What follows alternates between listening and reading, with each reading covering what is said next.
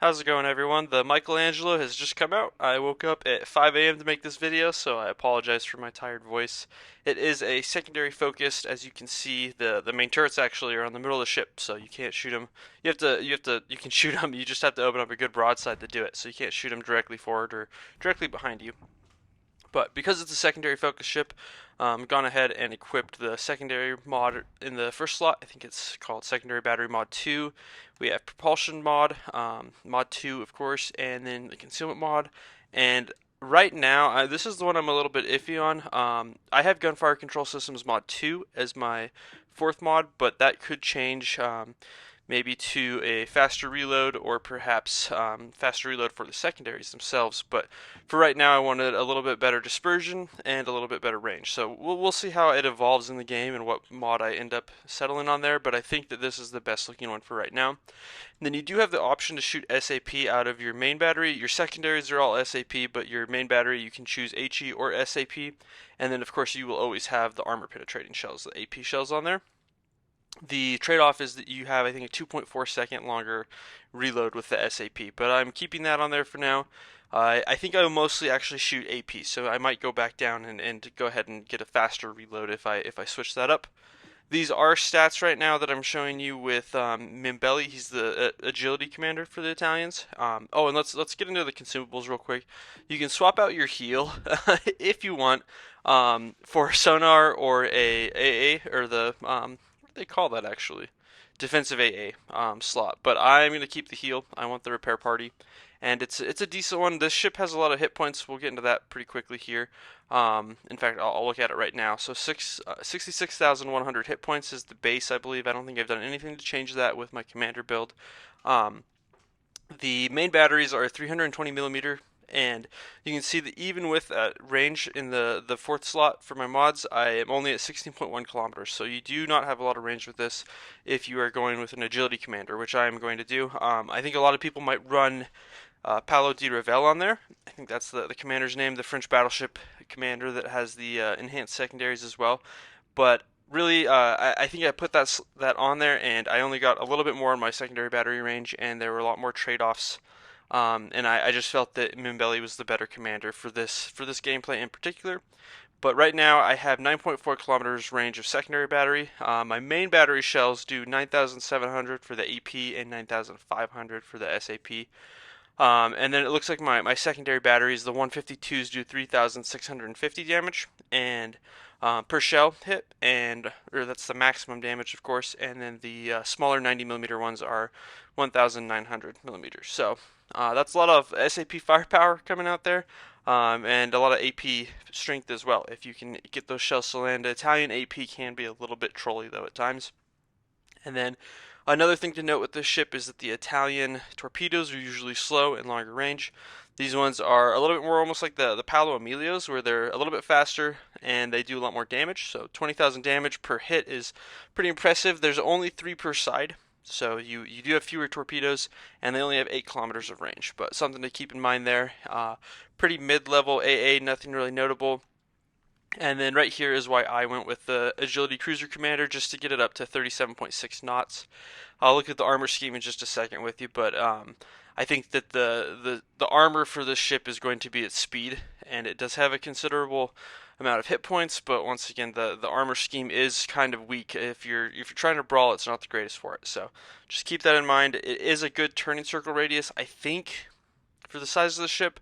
We'll see how it actually feels in game. 830 meters is quite large, but at the same time, it's a very large ship. So, and then a 9.7 second rudder shift, nothing too impressive. Hipper 7, whatever his name is, he would not be too happy about that. We'll see what if you guys have ever watched his channel, he's a very unique style of play. But 10.6 kilometers of detectability, that's with the concealment mod on there.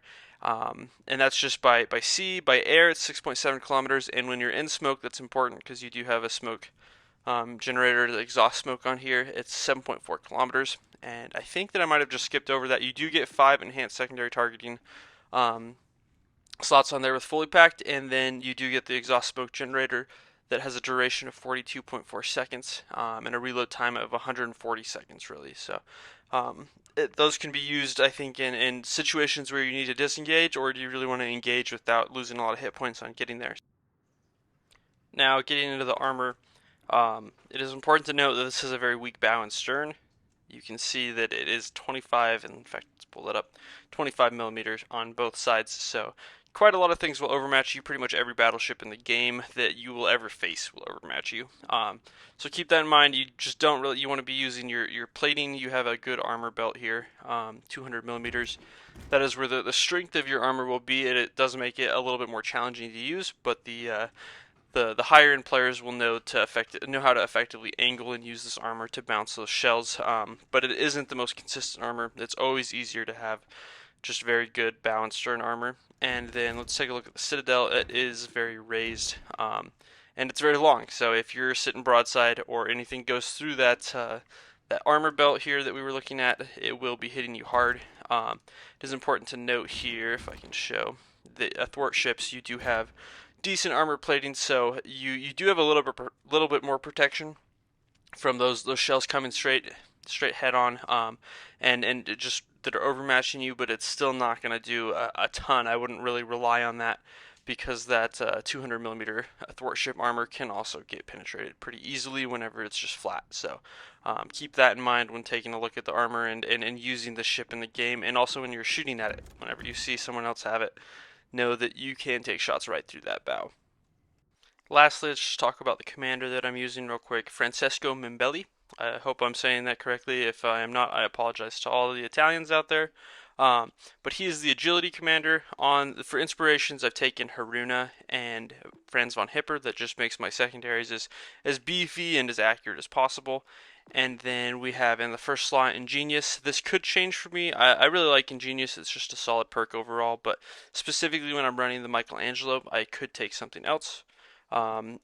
Either burn it down if you want to use shoot HE. I don't think that's a very good choice, but Piercer might be very good if you're using strictly AP from those main guns. And then full speed ahead is just very important for this ship, I believe, just because the speed is armor, essentially. You just don't want to be going too slow, especially when you're using your secondaries. I also take Velocious, but you could very easily take Behind the Curtain and just make that smoke screen as effective as possible. But I think generally for perk selection, I tend to lean towards, if it's going to be active all the time, I will use that over something that is used only whenever some consumable is active.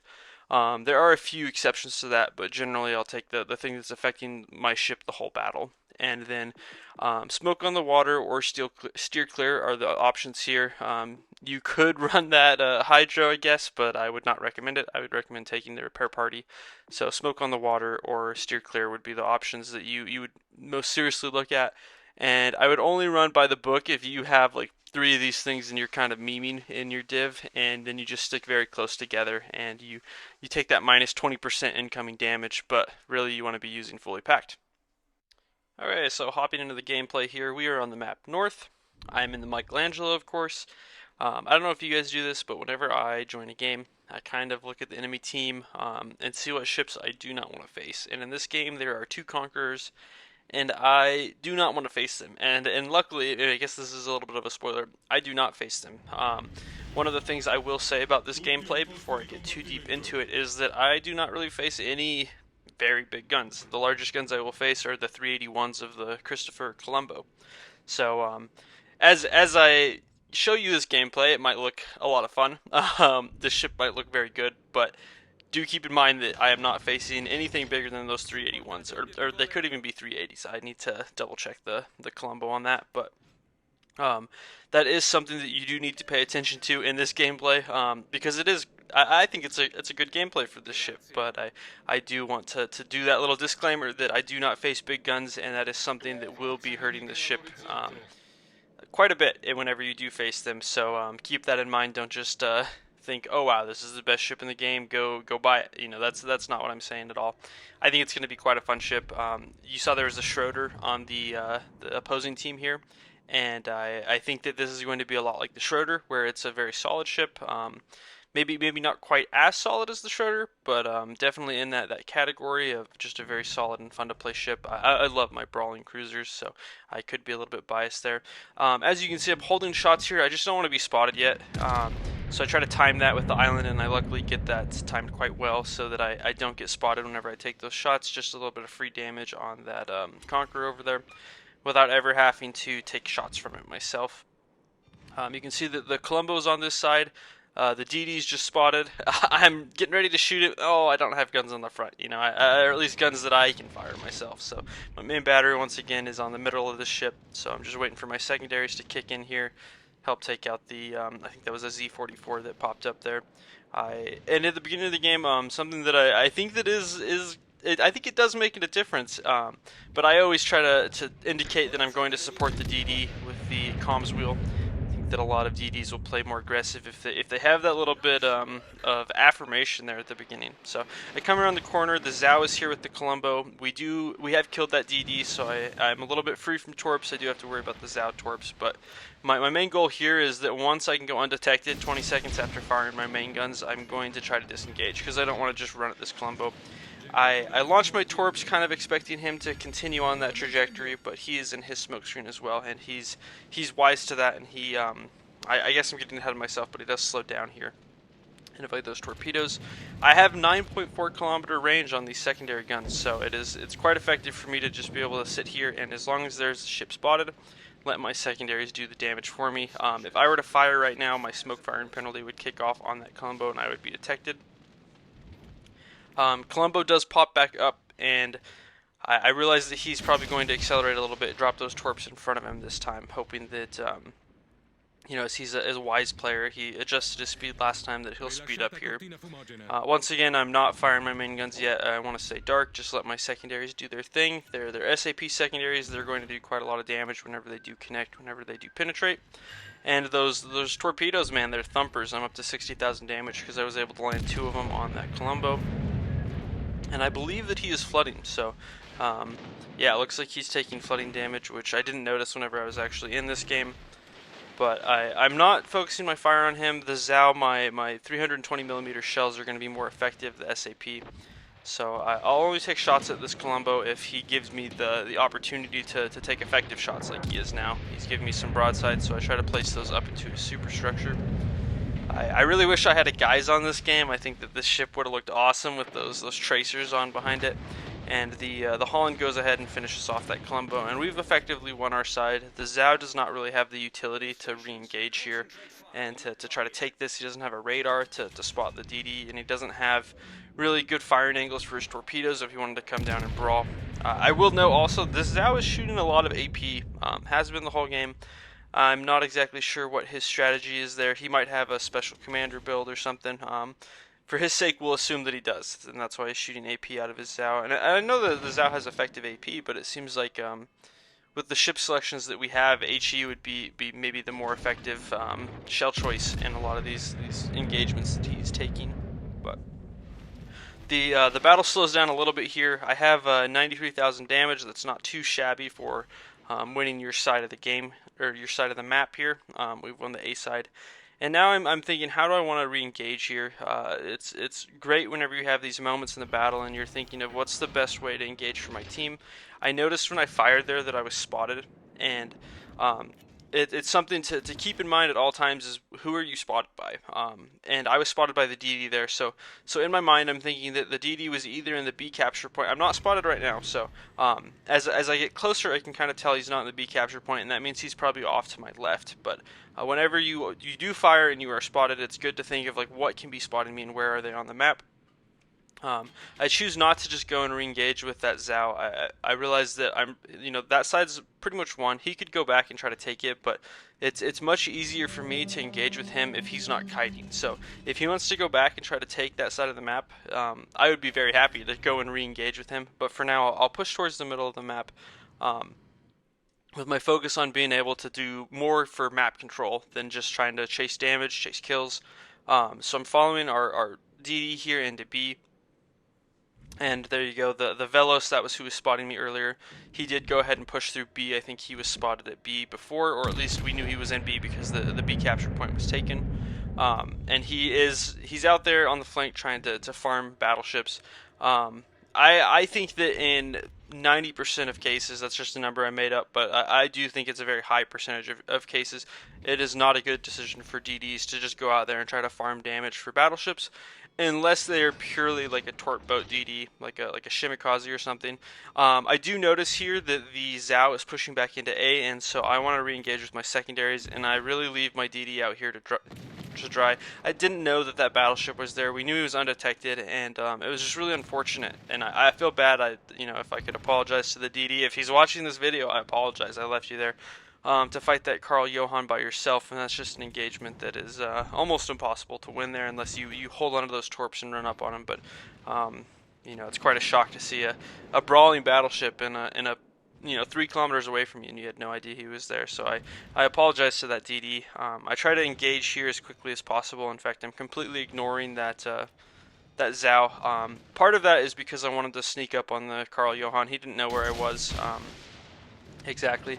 Once again, I'm assuming that this player knows that I have torpedoes and that he should be adjusting his speed to dodge, so I don't place those right on the marker.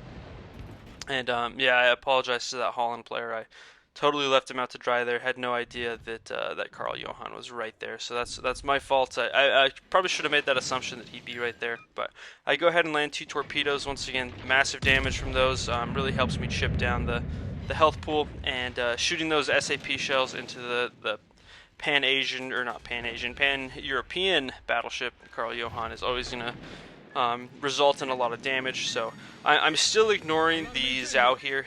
He really is. He's been shooting AP the whole time. He's not really a threat to me. I need to take this Karl Johan off the board. I also realized that that guy has torpedoes, 2 sets of them, and they're very fast. So that's why I was angling out and giving him probably more broadside than I should have. But I was really worried about taking a lot of those torpedoes, so I was slowing down and giving him more and more angle and turning out. And I'm dark here, he's spotted, so I'm just going to stay in my smoke screen. I don't need to shoot my guns and potentially be detected by that Zhao. So I'll just let my secondaries do a little bit of work on him here. He's getting crossfired now, and he's out of the game. So pretty soon here I'll shift my focus back to the left. One of the strengths of this ship is the smoke screen and being able to dictate whenever you can be engaged, whenever they don't have the utility to spot you. So just another highlight there. It's something that the Schroeder doesn't have. The Schroeder, whenever he is spotted, he's spotted. He doesn't have any means to disengage except breaking line of sight. And this Michelangelo, the other brawling Tier 8 cruiser, it does have that ability. And this Zhao is, I'm not really sure what he's doing at this point. He's reversing back, and just I'm allowing my secondaries to engage and trying to engage my main guns as well. But this gameplay, I think, is pretty indicative of the good things that you'll experience with this Michelangelo.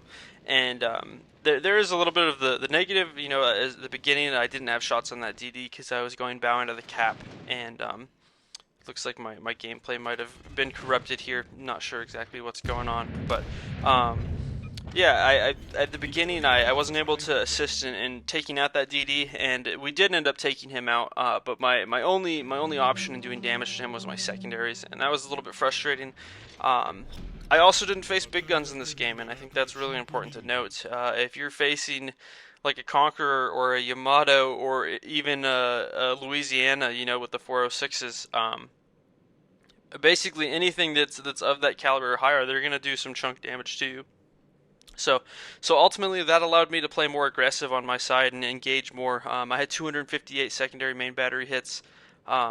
That's a pretty nice little chunk of damage there, from those. But I wouldn't have been able to play so aggressively if I had larger guns on that side, or at least I would have taken more chip damage. But I hope that you've enjoyed this gameplay. I would probably put it in the B tier, not quite A tier of Tier 8 right now, but definitely a fun one if you enjoy just having some fun with friends, or if you're a solo player just enjoying the game by yourself and getting a little bit of brawling action. And I would say that the Michelangelo is a ship that you should pick up. It is part of the campaign, so you can get it for I believe something around like $10 US if you complete all the missions. So yeah, I hope you enjoyed the gameplay.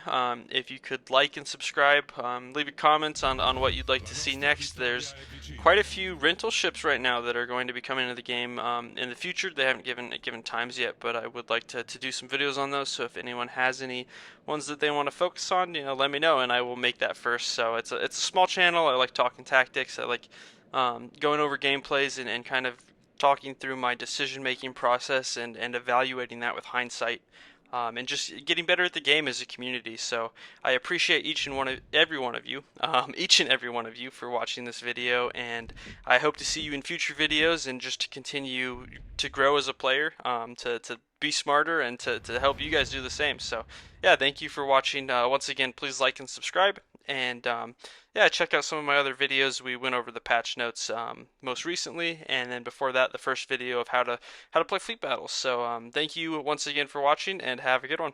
See ya.